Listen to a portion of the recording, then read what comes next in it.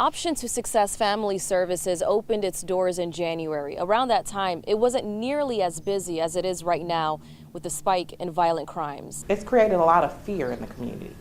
People don't want to walk out of their house, their homes.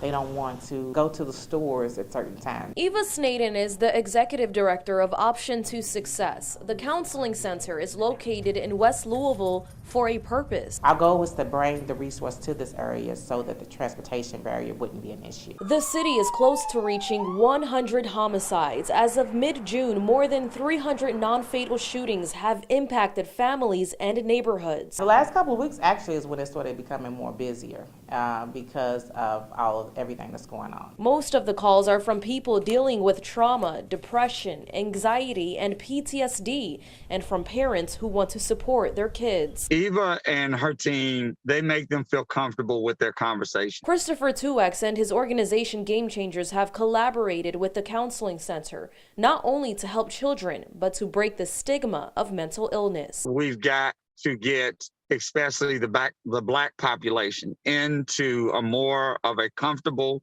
mindset. It is not embarrassing to seek out help. 2X works closely with young kids, making sure they become part of the solution rather than the problem. As I ask that central question of them, if somebody doesn't have the ability to pay, will you all treat this situation because we're in a public health crisis with these shootings and especially the trauma on young people and kids?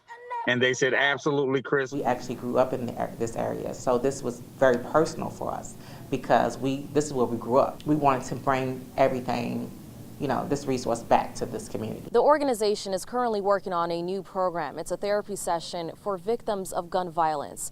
You can learn more about its services on WHES11.com.